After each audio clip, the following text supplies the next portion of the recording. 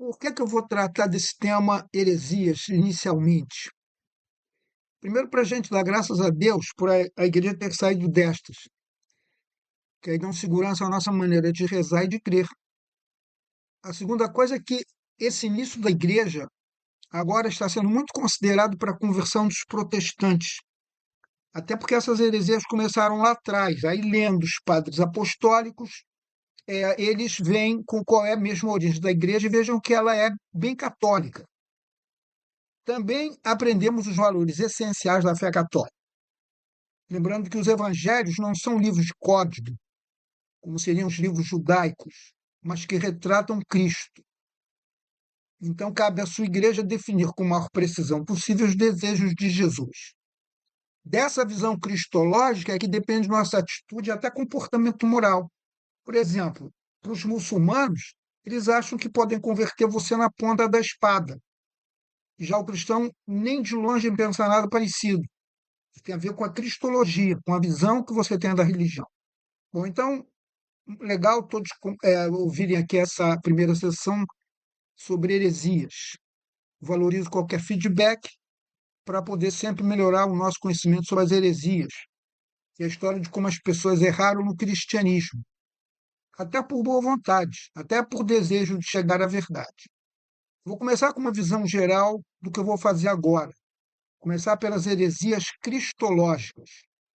Poderia escolher apenas uma entre dezenas, mas eu vou escolher as 4 principais e vou dar um resumo sem perder o essencial. Também vou começar no nível básico para aqueles que já estudaram teologia ou história das grandes heresias. Para começar, é importante a definição de heresia, como consta no catecismo. O catecismo traz as definições corretas de tudo que o fiel deve saber. Então, o que é heresia? É a negação obstinada, após o batismo, de alguma verdade que deve ser acreditada com fé divina e católica. Vamos desmembrar isso um pouquinho. Para ser herege, você tem que ser obstinado. Isso significa que a igreja já deve lhe ter dito que está errado. E você continua dizendo, não me importa. Em outras palavras, você não pode ser herege sem perceber isso. Se a igreja não lhe diz que você está errado, ou você não está ciente de que a igreja já julgou essa opinião que você mantém como errada, então você não é um herege, você é apenas um ignorante nesse ponto, o que não é ótimo, mas certamente é melhor do que ser um herege. Seria impossível, por exemplo, ser herege sobre a cor dos olhos de Jesus. Nós não sabemos qual era a cor de seus olhos, a igreja nunca se pronunciou sobre isso e não encontramos nenhuma significância teológica na cor dos olhos dele. Portanto, se você insistisse que seus olhos eram verdes, você não seria um herege, seria apenas uma pessoa peculiar. Para ser um herege cristão, você primeiro tem que ser cristão. Se você não é cristão, não vai poder ser herege cristão, você é outra coisa. Qualquer um que seja validamente batizado é cristão e católico, porque apenas há uma igreja. Portanto, qualquer um que seja batizado validamente é católico. Se você não chama os cristãos não católicos de irmãos e irmãs, deveria. Todos eles são católicos, embora possam estar envolvidos em uma ou mais heresias, muito provavelmente sem querer ou saber. Não é culpa deles. Portanto, eles não são realmente hereges, mas são todos católicos. E aqui eu reproduzo uma parte do texto da palestra que deu um americano sobre esse mesmo assunto. E eu estou resumindo a palestra dele. E ele diz que tem muitos amigos, vizinhos e familiares protestantes, mas que são todos católicos, quer saibam isso ou não. Então, ele trata os cristãos não católicos, evidentemente, como nossos irmãos e irmãs, porque de fato são católicos. Aliás, a gente deve tratar todos como irmãos. Não há outra igreja. Os primeiros pais da igreja, sobre os quais vamos falar mais tarde, costumavam dizer que se há apenas um Jesus, então só pode haver uma igreja. Portanto, qualquer um batizado na igreja de Jesus Cristo está necessariamente batizado em sua igreja católica, que significa universal. Portanto, para ser um herege, você precisa ser batizado. Também usamos um termo que é o heresiarca. Esse é quem lidera grandes heresias. Uma delas, que vamos discutir hoje, é o arianismo, fundado por Ário. Vamos estudar também o nestorianismo.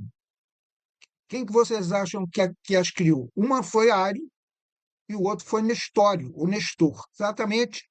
Mas nem todas as heresias são nomeadas assim. Muitas são pelo nome de quem as fundou. Deixa eu aproveitar e esclarecer um outro termo, que é apostasia. Apostasia não é a mesma coisa que heresia. Um herege é alguém que ainda é cristão, ainda acredita em Cristo, mas tem algo errado na sua visão da fé.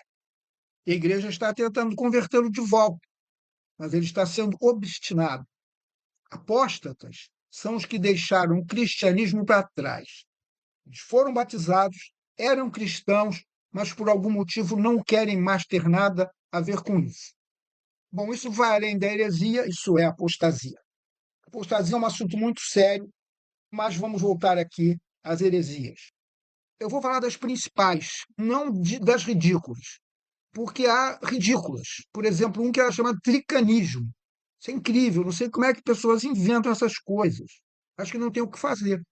O tricanismo é o seguinte: é uma heresia que afirma que Cristo foi crucificado com três e apenas três pregos. E se você não acreditar que foram três, você não será salvo. Isso dá trabalho para a igreja, porque a história é interessante. Esses tricanos percorriam a França pregando essa doutrina estranha. Isso chegou até o Papa.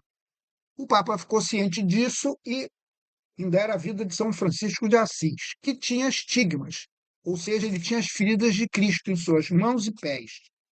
Houve estigmatizados em vários momentos da história da igreja. O mais recente foi o São Padre Pio. A maioria dos católicos já ouviu falar de Padre Pio. Padre Pio era um monge estigmático da Itália. Ele tinha as feridas da cruz em seu corpo.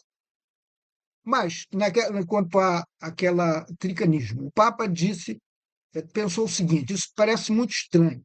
A gente pode ver Francisco de Assis e ver como é que são as feridas dele, quantos pregos foram usados. Aí enviou legados para ver Francisco. Eles relataram de volta e disseram que, pelo que puderam observar, provavelmente foram 4 pregos. O Papa então disse: ok, esses caras são hereges. Mas você vê que coisa interessante, perder tempo da igreja por uma bobagem dessa. Bom, então, qual é a posição da igreja quanto a isso? Não tem posição nenhuma definida. Podiam ter 3 pregos, podiam ser 4. Isso não tem nada a ver com salvação nenhuma. Isso é perda de tempo. Bom, então as heresias existem ao longo de toda a história da igreja. Ela começou já no tempo dos apóstolos. E São Paulo escreveu sobre isso. Obviamente, ele sabia que isso estava por vir. Ele disse a Timóteo. Timóteo era um homem que ele havia ordenado bispo. E Paulo fica ensinando a ele. Você pode ler isso nas epístolas de São Paulo a Timóteo. Ele está ensinando como fazer o trabalho de administrar a igreja. Então, Paulo diz a Timóteo: porque virá tempo em que não suportarão a sã doutrina. Pelo contrário, cercar-se-ão de mestres segundo suas próprias cobiças, como que sentindo coceira nos ouvidos, e se recusarão a dar ouvidos à verdade, entregando-se às fábulas. Bem, é exatamente isso que aconteceu no caso de todas essas heresias. Eu não acho que Paulo esteja exatamente sendo o profeta aqui. Eu acho que Paulo apenas conhece a natureza humana. As pessoas ficam irrequietas, não se contentam com o que sabem e vão cair em erro através da inquietação.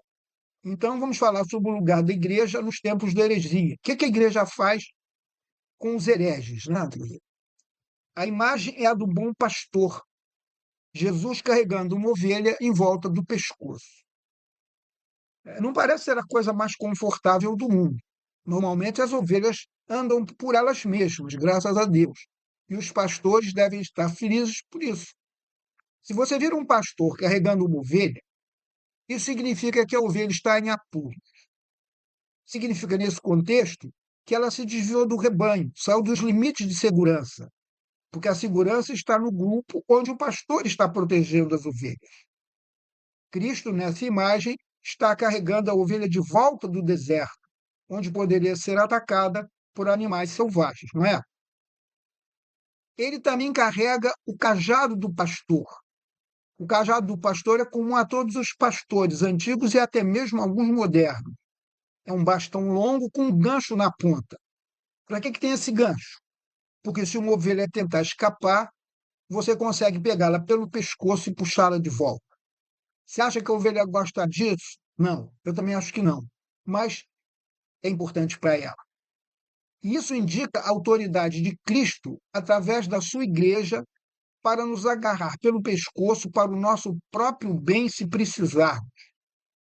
Portanto, no decorrer de nossa vida na igreja, se nos desviarmos da crença correta, é tarefa da igreja, dada a ela por Cristo, de nos agarrar pelo cangote e nos puxar de volta para o nosso próprio bem. É por isso que nossos pastores ainda carregam os cajados de pastor. Os bispos o carregam. É um cajado ornamental chamado báculo. Agora, eu espero nunca realmente ser agarrado pelo pescoço com aquele báculo. Mas se algum dia caísse em heresia, esperaria que ele figurativamente me arrancasse do precipício com a sua autoridade. Isso é o que o bispo faz. É por isso que o bispo é chamado de o principal professor de uma diocese. Ele é responsável por todos nós. E pensem como estamos fora de controle às vezes. Aquele pobre homem é responsável por todos nós, para garantir que não caiamos em heresia. Então, vou falar de uma maneira muito simples e concreta de como a igreja exerce o poder do báculo. Se você tem um livro de teologia católica, dentro da capa dele, se ele tratar de fé ou moral, que é a substância da fé, dentro da capa ele tem o que é chamado de imprimatur. Imprimatur é uma permissão para o livro ser publicado, dada por um bispo. Ele também vai ter uma outra coisa chamada nihil obstat. Essas palavras são do latim, né? Imprimatur quer dizer que pode ser impresso, e nihil obstat significa que nada impede, nada obsta. Então foi feito um julgamento por um teólogo da igreja e disse que não há nada de herético no livro.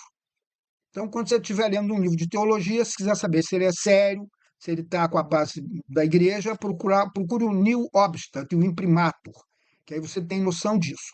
Bom, e se esse livro for escrito por um papa, feito Bento XVI escreveu, você acha que ele vai ter lá um imprimatur? Não. E por que não? Porque ninguém vai julgar o livro do papa, porque ele é o juiz-chefe. O papa é o principal professor de toda a igreja. Estamos numa igreja hierárquica. A autoridade vai até o topo, a responsabilidade termina com o papa, certo?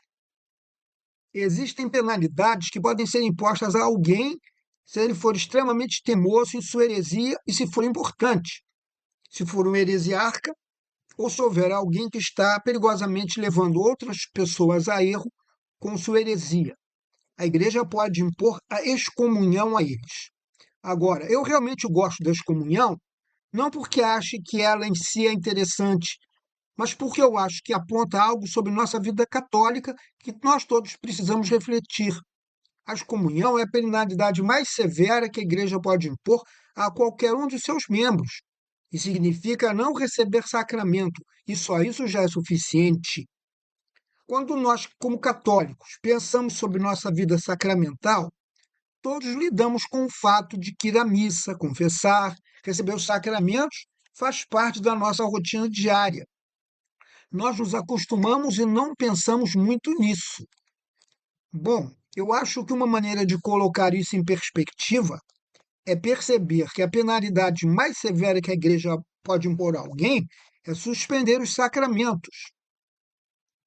Teve uma vez no século XIII, quando as eleições de um papa, em que todo mundo estava esperando que os cardeais tomassem uma decisão, estavam demorando muito. 2 anos demorando, e eles não tinham ainda eleito o papa. As pessoas ficaram tão irritadas que elas tiveram uma ideia. Elas tiraram o telhado do lugar que os cardeais estavam reunidos para esta decisão e os trancaram dentro do prédio. Aí, quando chovia, chovia neles, etc. Bom, 2 dos cardeais morreram. Os que permaneceram dentro continuavam sem se decidir, mas nesta eles acabaram indo contra o povo da seguinte maneira. Eles falaram, olha, coloquem o telhado de volta ou não haverá mais sacramentos até que o façam. Todas as pessoas da cidade pegaram qualquer madeira que tinham, correram e colocaram um novo telhado sobre o prédio. Aqueles católicos sabiam realmente o que eram os sacramentos e se importavam com a sua recepção. E logo os cardeais decidiram também conselhar o Papa. Como a gente agiria se a gente não pudesse receber os sacramentos? Será que nós nos importaríamos tanto? É algo que a gente deve pensar. Relendo alguma das conversões de protestantes, eu me lembro muito bem de um famoso, inclusive faz excelentes pregações, que ele conta quando ele começou a frequentar a igreja católica, né, a igreja, ouviu uma missa. Quer dizer, eu não tinha me tocado isso que ele comentou, que quando ele estava no culto protestante, o que acontecia era o seguinte: alguém ou ele ia lá, lia a palavra de Deus, a Escritura, faziam um sermão, um comentário, algumas considerações e pronto, acabou. Isso é que era o culto. Quer dizer, não tinha um sacramento, imagina, não tinha a presença real de Cristo. Eles vendo isso, muitos consideraram uma mudança. Bom, se alguém vai precisar de excomunhão em uma diocese, é trabalho do bispo. O bispo pode pedir assistência a Roma para investigar o que está acontecendo. E Roma tem uma congregação inteira de padres prontos para ajudar. É chamada a Congregação para a Doutrina da Fé. Essa congregação é aquela em que o Papa Bento XVI estava encarregado antes de ser Papa. Mas o bispo ainda toma decisão dentro da sua própria diocese. Só não quando é uma heresia de proporções globais. Nesse caso, geralmente o Papa é que toma a decisão. Nós temos o caso do bom e velho Henrique VIII, uma pessoa muito famosa, um rei, que foi excomungado pela igreja. Ele foi excomungado diretamente pelo Papa, porque inclusive decidiu hereticamente que o Papa não estava no comando da Igreja da Inglaterra, mas o Papa estava. E assim Henrique VIII persistiu obstinadamente nessa crença, e porque estava arrastando muitas pessoas com ele, ele foi excomungado. Bom, ouvindo isso, dá uma impressão que tudo isso é história antiga, que nada acontece mais perto de nós, né? Bom, tem uma senhorazinha que, se você olhar pela foto, parece uma avózinha, não parece uma herege. Só que essa senhora é Marie-Paul Giguère, uma canadense. Em 1971, ela começou uma obra interessante, um grupo de oração que cresceu e se tornou uma organização internacional gigante de católicos, chamada de Exército de Maria. No seu auge, tinha 20 mil membros em todos os continentes. Só que o que Marie-Paul Giguère estava ensinando aos membros do seu Exército de Maria era que Deus não era uma trindade. Deus era, na verdade, 4 pessoas que ela chamou de quinternidade. A quarta pessoa era a Virgem Maria e que ela era a quinta. Ela era a reencarnação da Virgem Maria.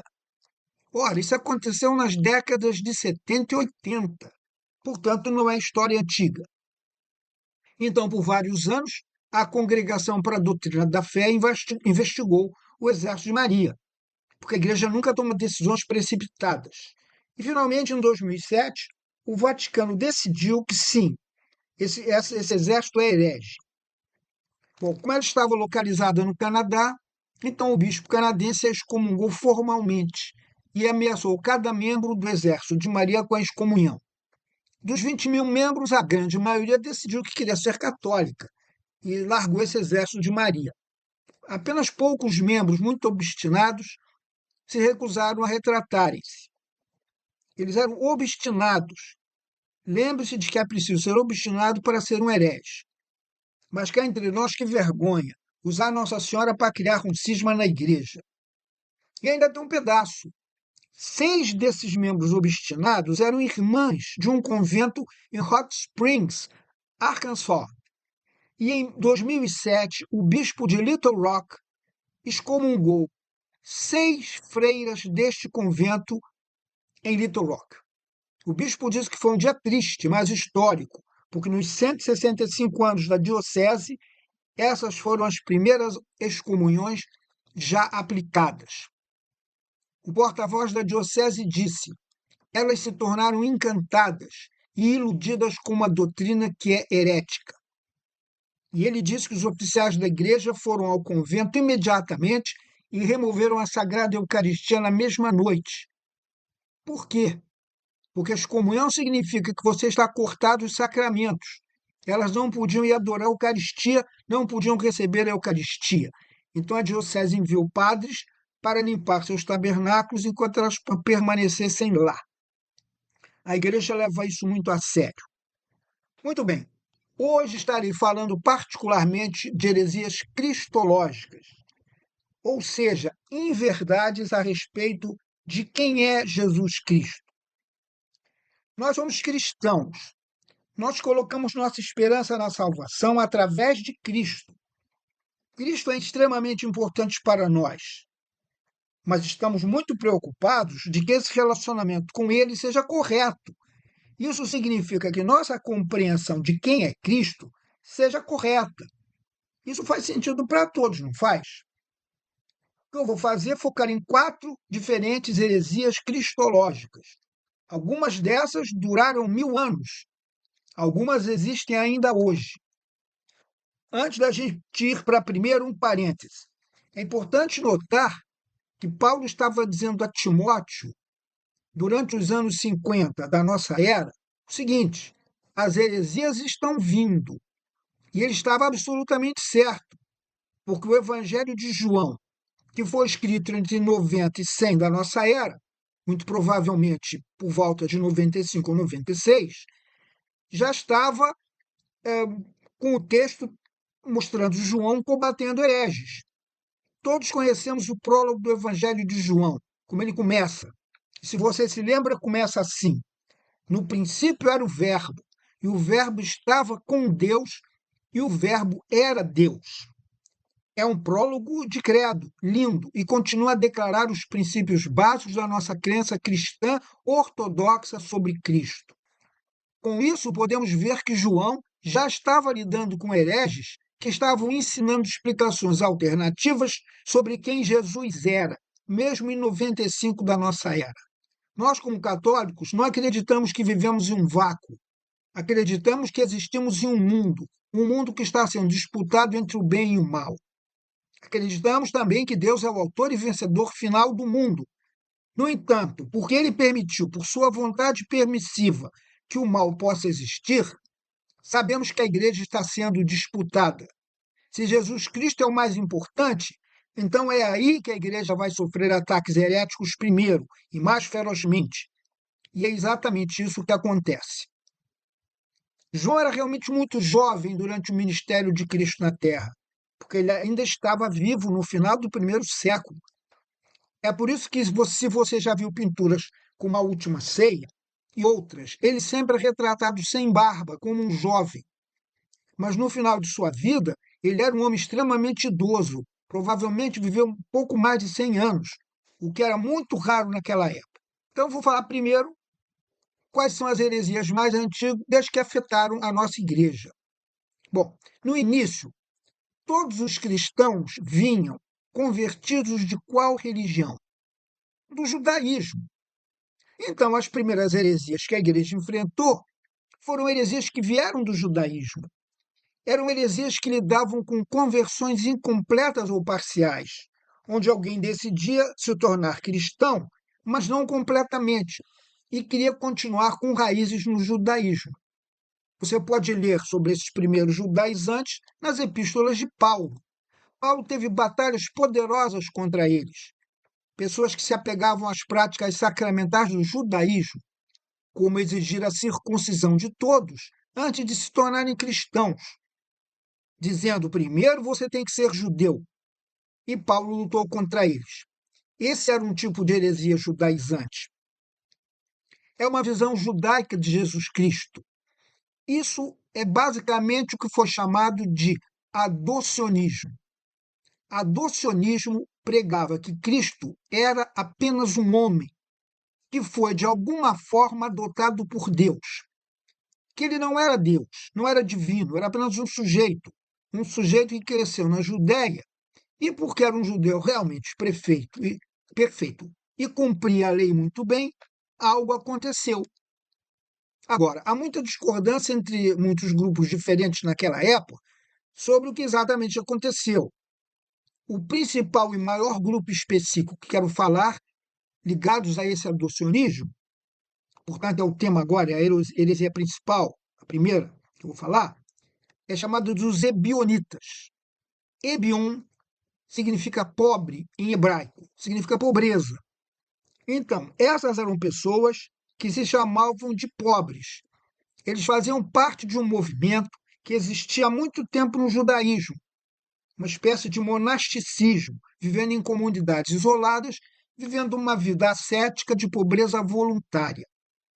Se você já ouviu falar dos manuscritos do Mar Morto, sabe que eles vieram de um lugar chamado Qumran, que era um mosteiro ascético judaico, onde monges basicamente viviam a vida judaica, com as leis judaicas e tinham práticas rituais judaicas. Bem, esses grupos ainda existiam durante os primeiros anos do cristianismo. Também havia outros grupos. Os ebionitas, eles eram meio a meio. Eles eram judeus e tinham práticas judaicas, mas eram cristãos no sentido de que achavam que Jesus Cristo era algo especial e talvez até um Messias. Mas quando você perguntava a um ebionita de que maneira Jesus era o Messias, você recebia como resposta algo diferente da resposta católica, a mais comum sendo o adocionismo. Portanto, a história seria que Jesus Cristo nasceu como qualquer outro judeu e seguiu a lei tão perfeitamente que Deus o notou e o adotou para ser o Messias e ser chamado Filho de Deus. Os ebionitas duraram muito, mas depois perdemos contato com eles, em termos de cristianismo, após alguns séculos, já que não afligiam a igreja em geral. Um milênio depois, nos anos 1100, estudiosos muçulmanos, escrevendo seus relatos de viagem sobre o Oriente Médio, relataram encontrar comunidades ebionitas, ficando com eles e aprendendo sobre sua teologia. Eles não existem hoje e não sabemos exatamente quando as últimas comunidades desapareceram, mas sabemos que existiram depois do milênio. O fato de estarem isolados em mosteiros realmente permitiu que durasse muito tempo. Então, qual é o nosso problema básico com o ebionismo como católicos? E qual era o problema da igreja com o ebionismo? Bem, o ebionismo, é claro, não fala sobre Cristo como sendo Deus. Este é o grande problema. Eles não falam sobre Cristo como Salvador. Cristo não é o Cordeiro sacrificado para salvar o mundo. Ele é apenas um homem que viveu uma vida seguindo as regras. Isso significa que não há nada de sobrenatural acontecendo ali. Esse é o problema, obviamente. Então, logicamente, o que a igreja diz é: vocês, ebionitas, estão ensinando uma cristologia que fala sobre Cristo ascendendo, subindo, começando como um ser humano e depois se movendo para algum lugar indefinido como Filho de Deus. E a igreja diz que sabemos que isto está errado porque os apóstolos ensinaram exatamente o contrário. Eles ensinaram que Cristo desceu do céu, veio para nos salvar. Particularmente, o versículo da Escritura que foi usado pela igreja ao responder aos ebionitas foi: ele esvaziou-se, tomando a forma de servo, fazendo-se semelhante aos homens. E na aparência foi encontrado como um homem, que era a carta de Paulo aos Filipenses. E a palavra esvaziou, ali é uma palavra grega, kenosis. Essa é uma palavra técnica para o que Cristo fez quando desceu. Ele se esvaziou. E de que ele se esvaziou particularmente? Ele se esvaziou dos poderes divinos de Deus. Quais são, por exemplo, a onipresença, o fato de que Deus está em todo lugar. Você pode ter aprendido isso no catecismo. Bom, e você pode estar em todo lugar? Não. Então você abriu mão disso, né? A maioria das pessoas tem que estar em um lugar de cada vez. Cristo não. Ele abriu mão de estar ali, estava ali naquele tempo, único, uma pessoa. Então, isso foi tratado no início da história da igreja. No ano 70, da nossa era, o que aconteceu de importante lá? Os romanos destruíram o templo em Jerusalém. E a religião judaica, como havia sido praticada por muito tempo, com o templo sendo lugar de sacrifício para o perdão dos pecados, cessou. Sem templo, sem sacrifício. Sem sacrifício, realmente sem religião judaica. E depois de 70 da nossa era, havia muitos judeus que, como você pode imaginar, estavam preocupados, confusos, angustiados no mundo, procurando por respostas. O que vamos fazer agora? Muitos deles se tornaram cristãos. Alguns formaram um judaísmo ainda mais rígido, por volta do ano 90. Alguns se tornaram ebionitas. Inclusive, essas comunidades receberam um grande aporte de novos membros após a destruição do templo. E esses três grupos se conheciam muito bem. Os judeus conheciam os ebionitas e conheciam os cristãos. Todos se conheciam. E durante o início do século II, por volta do ano 100, uma oração foi adicionada à sequência de orações judaicas feitas 3 vezes ao dia, que amaldiçoava quem? Os heréticos, que nesse caso éramos nós, os cristãos e os ebionitas. Então vemos que nessa época a igreja já começava a aparecer. Bom, então o ebionismo é uma cristologia de ascensão e adoção, onde Cristo começa apenas como um ser humano comum. E também não termina muito diferente. Havia também uma crença entre esses grupos de que Cristo era um profeta. Ele começou como um profeta e se tornou algo mais. Mas isso é algo muito judeu. Então, essa é a primeira heresia que eu gostaria de deixar clara. Vamos agora para a segunda heresia, chamada de docetismo. Docetismo vem de dokein, uma palavra grega que significa aparição, fantasma ou espectro.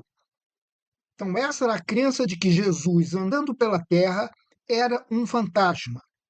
Ele não existia realmente em forma física com matéria. Essa crença era baseada na ideia de que o corpo humano era muito mau. Se você pensa que o corpo humano é muito mau, vai ter dificuldade em acreditar que Deus se tornaria encarnado em um corpo humano, certo? Isso parece algo perdido nas areias do tempo. Mas eu costumava ser administrador e gerenciava um fórum católico, onde tínhamos milhares de pessoas que vinham discutir teologia e fazer perguntas. E tinha um camarada que estava lá há anos, membro de longa data, que depois de falar com ele por algum tempo, tornou óbvio que ele era um docetista. Ele pensava que o corpo humano era irremediavelmente mau e sujo, e dizia que Deus nunca jamais teria um corpo. Isso era simplesmente impensável. Ele não aceitava ser convertido, dizia, não, eu nunca poderia acreditar nisso. Se houve um Jesus andando por aí, então ele deve ter sido algum tipo de ilusão, deve ter sido apenas um truque que Deus fez, porque Deus jamais teria carne, pois a carne é má. Agora, nós, como católicos, claro, não acreditamos que a carne seja má. Eu tenho um corpo e gosto dele, certo? Acreditamos que podemos pecar com nossos corpos, mas não acreditamos que nossa carne seja irremediavelmente má. Este é um problema, porque se Cristo não foi encarnado, se Cristo não assumiu a carne humana, então o que Cristo redimiu? E é isso que a igreja diz desde o início. Outra questão sobre o docetismo é que, como Jesus era um fantasma e não tinha carne real, o que aconteceu na crucificação? Os docetistas diziam nada. Talvez parecesse que ele estava sendo crucificado, mas isso não foi realmente o que aconteceu. Foi apenas um espetáculo que Deus colocou em cena. Então, essa é a crença docética, isso é docetismo.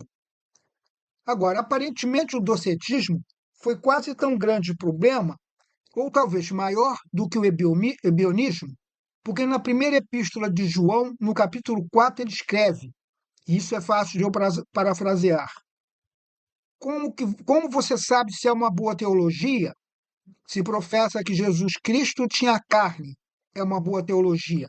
Essencialmente, ele está dizendo, não ouça alguém que não professa que Cristo tinha carne. Se eles não acreditam que ele tinha carne, não estão ensinando a fé católica. Outro professor que ensinou muito contra o docetismo foi Santo Inácio de Antioquia. Se você sair daqui e tiver apenas um nome em sua mente, Se lembrar de apenas uma coisa do que eu estou falando, lembre-se de Inácio de Antioquia. Inácio foi incrível. É a pessoa mais legal do segundo século. Vou te contar um pouco sobre Inácio, porque ele fornece uma defesa realmente boa contra o docetismo. Inácio foi bispo de Antioquia, na Síria. Pedro foi o primeiro bispo de Antioquia. Depois veio mais um bispo e então Inácio. Então ele foi o terceiro bispo depois de Pedro. Então Inácio foi ensinado na fé cristã pelo apóstolo João. Isso é muito bem documentado. Inácio recebeu tudo diretamente da fonte e ele é um sucessor de Pedro. É um bispo depois que Pedro foi para Roma e ele aprendeu a fé com João. Sabemos que Inácio estava certo. Se você está interessado em ser um seguidor de Cristo, não há uma fonte melhor de informação fora dos apóstolos do que Inácio. Eu acho que todo católico deveria saber quem foi Inácio e antes de encontrar seus escritos. O que aconteceu foi que em 107 da nossa era, houve uma dessas perseguições periódicas dos cristãos pelos romanos. E os romanos sempre ficavam felizes em capturar um bispo. Se você quer acabar com alguma coisa, você pega o líder, certo? Então eles capturaram um pobre Inácio, que era o bispo de Antioquia. Antioquia fica longe de Roma, mas eles pegaram um líder e sabiam que César gostaria de executaria-se ele mesmo. Então, colocaram Inácio em uma carroça na Síria e estavam levando uma jornada de várias semanas até o Coliseu em Roma, onde ele ia ser morto por animais selvagens, como os cristãos eram mortos naquela época. Essa jornada levou semanas. E enquanto viajavam lentamente por todas essas cidades, as comunidades cristãs vinham até onde a carroça parava. Eles subornavam os guardas romanos. Os guardas não se importavam, ficavam felizes em serem subornados. Subornavam para quê? Para ficarem um tempo com Inácio. Bem, você pode imaginar que guardar esse velhinho era um trabalho bem fácil. Então, os soldados romanos estavam felizes em prolongar as coisas, dizendo, claro. Os cristãos então traziam papel, papiro e estiletes. E nessa viagem, Inácio de Antioquia escreveu suas cartas, seu último testamento. São 7 cartas escritas para pessoas e igrejas ao redor do Oriente Próximo no ano de 107. Portanto, em 107, apenas uma vida humana após a ressurreição de Cristo, a igreja que Inácio descreve nessas cartas é surpreendente. E agora eu me refiro ao autor original desse trabalho, dizendo que ele nem sempre foi católico. A esposa e ele foram recebidos na igreja no final dos anos 90. E uma coisa crucial que aconteceu com ele, que o convenceu a se tornar católico romano, foi ler as cartas de Inácio de Antioquia. Porque ele foi criado na Igreja Batista do Sul, onde ensinavam a eles de forma muito consistente que todas as coisas que os católicos faziam foram inventadas em algum momento, que todos os seus ofícios e todas as suas práticas foram inventados pelo imperador Constantino ou por monges no século VII. E tínhamos uma explicação para tudo. Até que ele leu Inácio. E quando leu sobre Inácio, ele escrevendo sobre os bispos, que são os governantes, sobre os padres e diáconos, que eles então davam um sacramento ao povo, que ele escreve sobre a presença real de Cristo na Eucaristia, sobre a Igreja Romana, sendo a igreja principal e a cabeça de todas as demais do cristianismo. Vendo isso tudo lá, não tem como não se ser convencido. Isso foi o que particularmente convenceu a ele. Então ele acha que todos deveriam saber sobre Inácio. Bom, mas agora Inácio escreve uma das cartas à igreja de Esmirna. Então, é uma carta aos mirnenses, e ele escreve sobre docetismo. Ele diz que o docetismo é muito fácil de superar. Ele diz, o que você consome na missa? Quando você recebe a Eucaristia, você não recebe o corpo e sangue de Cristo? E como é que você pode fazer isso se ele não tivesse corpo e alma? E, nesse caso, corpo e sangue. Ele diz que se é apenas um fantasma, então o que é que você está comendo? E eu acho que isso provavelmente teve o mesmo efeito sobre eles que tem sobre todos nós. Eles pensaram, bem, essa é uma explicação perfeita de por que o docetismo não pode ser verdadeiro. Então, isso é o docetismo. A ideia de que Cristo não tinha um corpo, que ele não foi realmente crucificado. O fato é que naquela época, e se você leu a Ilíada, literatura grega antiga, lembra que nesse tipo de poesia os deuses estão sempre pregando peças nas pessoas. Eles colocam máscaras, fingem ser outra pessoa, mentem. Então o docetismo é realmente mais dessa tradição grega do que da que se há um Deus todo-poderoso cristão.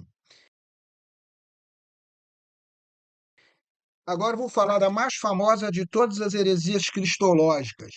A gente não pode falar sobre cristologia sem falar do arianismo.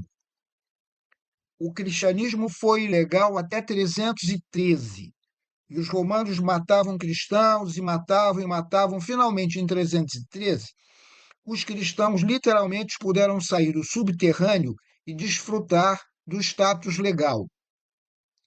Nessa altura, a igreja também aproveita para esclarecer várias coisas, podendo inclusive fazer seus templos.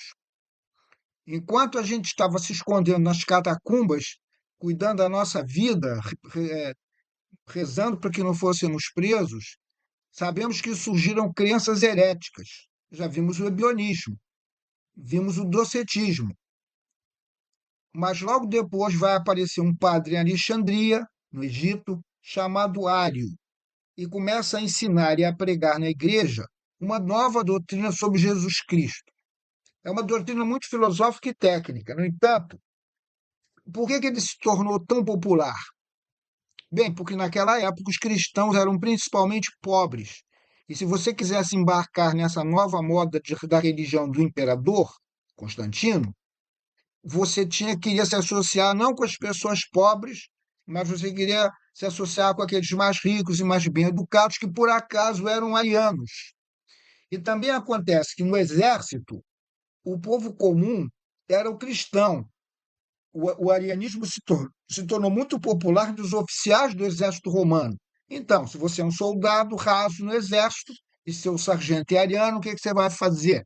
Bom, você vai se tornar ariano para impressioná-lo. Então, o que o Ario estava pregando no Egito se espalhou por todo o império e se tornou muito popular. Era tão popular que até tinha um slogan que até todos conheciam, que era: houve um tempo em que o filho não existia, significando que ele foi criado por Deus, não é eterno, apenas foi criado por Deus. Agora, isso causou uma enorme briga, começando em Alexandria, onde Ario estava, porque o arianismo vai contrastar com a posição católica, geralmente chamada de ortodoxa. Você pode ter ouvido esse termo. Ortodoxia significa, basicamente, pensamento correto ou crença correta. Então, eu vou chamar os dois lados de arianismo e ortodoxia. Então, ao dizer que houve um tempo em que um filho não existia, Ario está dizendo que Jesus é realmente grande, ele é divino, ele é mais do que um homem, ele é de alguma forma semelhante a Deus, mas ainda assim foi criado por Deus. E a igreja diz que isso não pode estar certo. Ario afirmava, portanto, que Deus fez Jesus, então ele era uma criatura. Na nossa língua, essa palavra criatura muitas vezes é corrompida para significar animal, mas apenas significa algo criado. A igreja diz não, ele não pode ser um ser criado, porque sabemos que ele é o Filho de Deus. E a igreja usa o termo gerado. Quando você tem um filho, você o gera. Este é o termo correto. Você não faz um bebê, você gera um bebê. E aquelas coisas mantidas, escondidas em suas calças, são genitais. Então você usa os genitais para gerar a próxima geração. Ou seja, um humano gera outro humano. Algo que é semelhante em substância humana. Pássaros geram pássaros, abelhas geram abelhas, ursos geram ursos.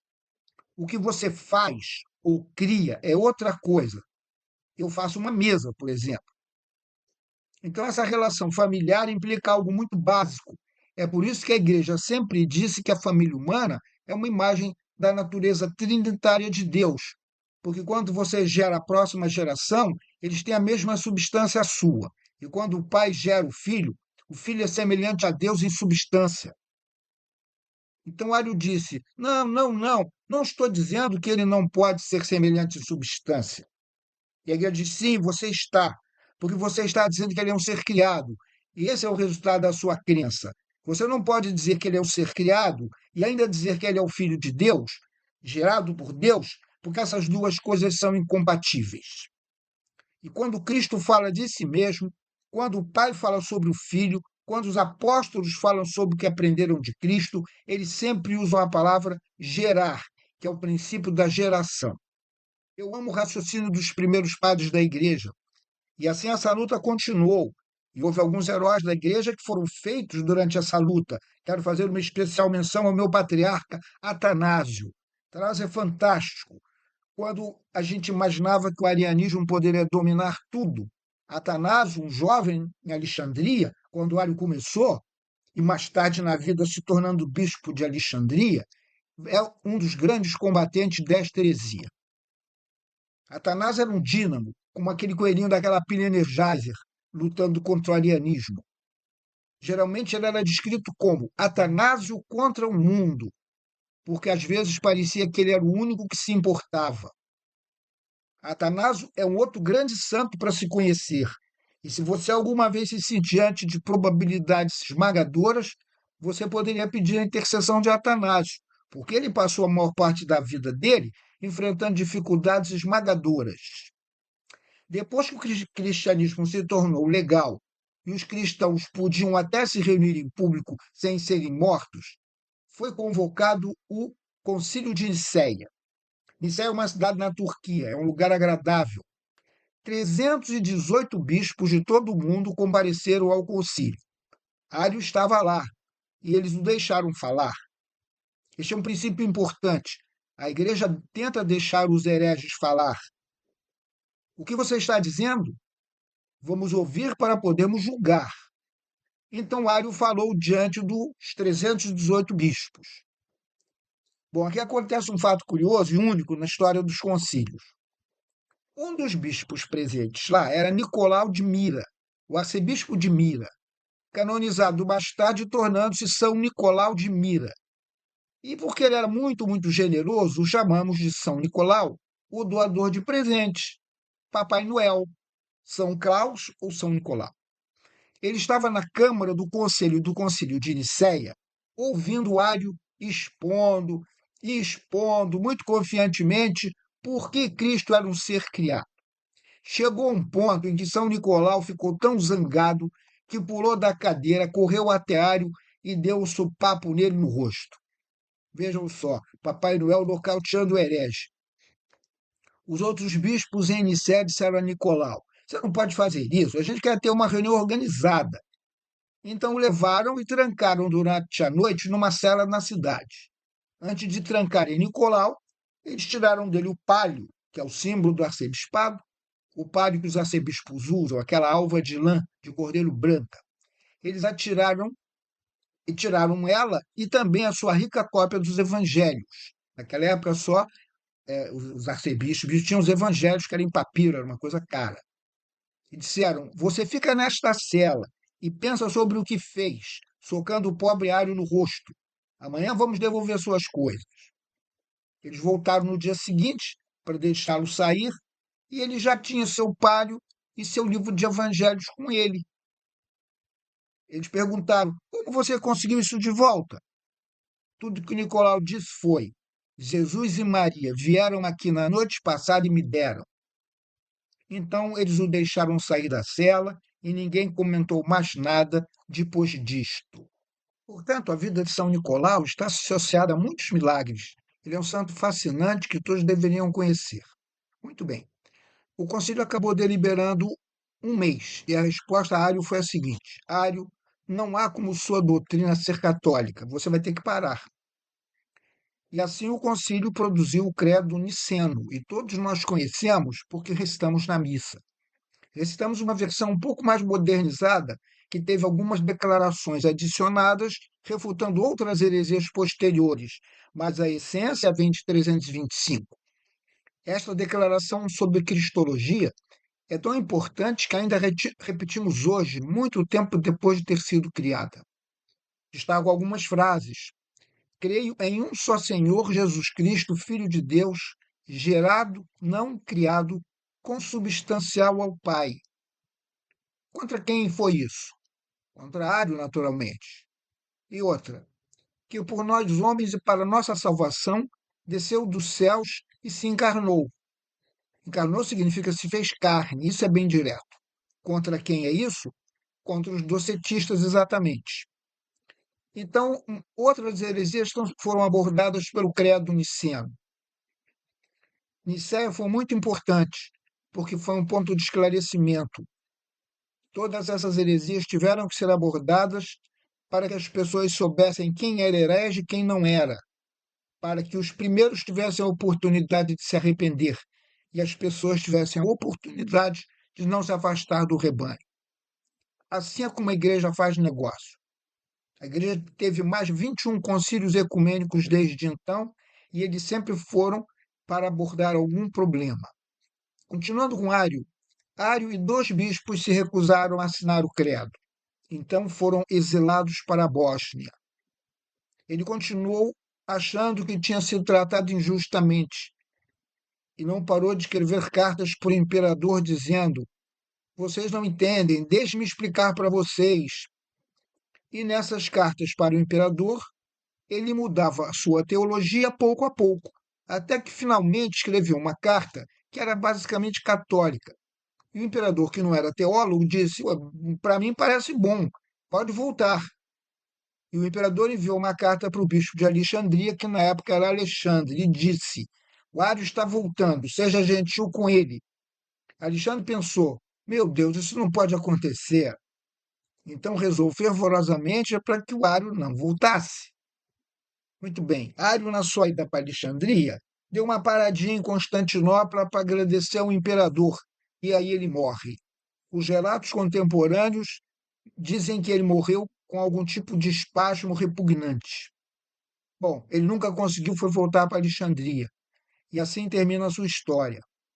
Mas quem dera que a sua heresia terminasse, ela continuou por centenas de anos ainda.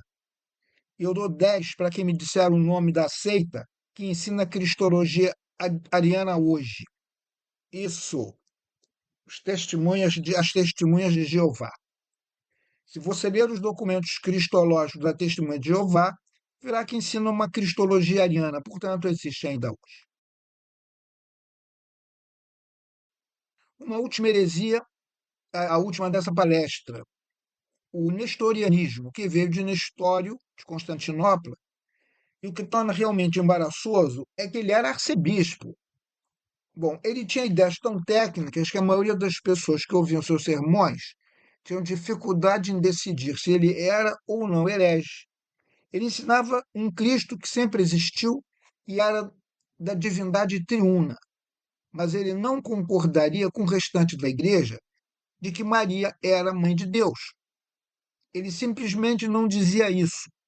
Em grego, o termo é Theotokos, que significa que dá a luz a Deus. E mesmo quando dizemos Theotokos, ou como dizemos mãe de Deus, concordamos com isso que a igreja prega. Então perguntaram a ele repetidamente: nos explique de novo por que você não chama Maria de mãe de Deus. E ele explicava que Deus era eterno, infinito, e não havia como alguém ser mãe de Deus. Mas eles diziam: Jesus não é Deus? E ele respondia que sim, claro. Então eles perguntavam: então Maria é mãe de quem? E ele dizia: bem, ela é mãe de Cristo, mas não de Deus. No fundo, eles perguntavam: então quem é Cristo nesse esquema? A coisa ficava confusa. Para explicar parte da divindade e humanidade de Cristo, que para a Igreja Católica sempre esteve indissoluvelmente unida. Então, é vital entender que nossa devoção católica a Maria e todos os nomes que a chamamos são uma afirmação de nossa cristologia ortodoxa de que Cristo é verdadeiramente Deus e verdadeiramente homem. Quando percebeu que algo estava errado nessa história, o Papa convocou o Concílio de Éfeso, na Turquia, em 431. Os procedimentos desse concílio são novamente muito técnicos, porque eles estavam tentando entender profundamente o que estava acontecendo na mente de Nestório. Mas, ao final, os padres conciliares tiveram que afirmar que Nestório era de fato um herege. Ele se recusou a retratar repetia várias vezes: vocês é que não entendem, vocês é que não entendem. Eu acho que até era provavelmente uma questão de orgulho para ele. Ele pensava que era o homem mais inteligente da igreja e que somente ele poderia compreender a cristologia. Mas a igreja disse não. Recebemos dos apóstolos que Maria é a mãe de Deus. E é isso que Santa Isabel diz a Maria quando a saúda como mãe do Senhor. Portanto, não podemos concordar com você, Nestório. Enviaram Nestório para um mosteiro, onde ele viveu por algum tempo, também continuando a escrever cartas dizendo: vocês não entendem, estou certo, estou certo. Os seguidores de Nestório não desistiram, mesmo depois que seu patriarca se foi. Criaram um cisma e dividiram a igreja, formaram sua própria igreja que nunca desapareceu. O termo moderno para a igreja nestoriana é a Igreja Assíria do Oriente. Bom, o Papa João Paulo II tinha um grande desejo de reunir todas as igrejas do mundo novamente na Igreja Católica. Então, em 1994, ele iniciou um diálogo com essa igreja, com a Igreja Assíria do Oriente. E os bispos que ele enviou para investigar sua teologia descobriram que eles estavam ensinando uma cristologia ortodoxa. Eles afirmavam que Maria era mãe de Deus, o que deixou uma espécie de mistério. Será que Nestório realmente acreditava nisso e simplesmente não conseguia se explicar? Ou a teologia deles mudou ao longo desses 1500 anos desde então? Eu acho provavelmente que essas pessoas eram inteligentes o suficiente para, com 1500 anos, considerarem o problema e chegarem ao entendimento correto de que você não pode chamar Cristo de divino sem chamar Maria mãe de Deus. Assim, em 1994, um pacto foi assinado entre as duas igrejas, dizendo que elas estavam de acordo uma com a outra. Então foi assim que durou tanto tempo esse cisma. Eles ainda não fazem parte da nossa estrutura católica. Tudo ainda não está totalmente reconciliado, mas estamos muito mais avançados do que antes, o que é uma bênção. Bom, chegamos ao fim. Espero que essa visão histórica sirva para quando a gente rezar, a gente possa agradecer a Deus o cuidado que ele teve com a sua igreja, inspirando a tantos homens santos a difundirem a verdadeira fé cristã.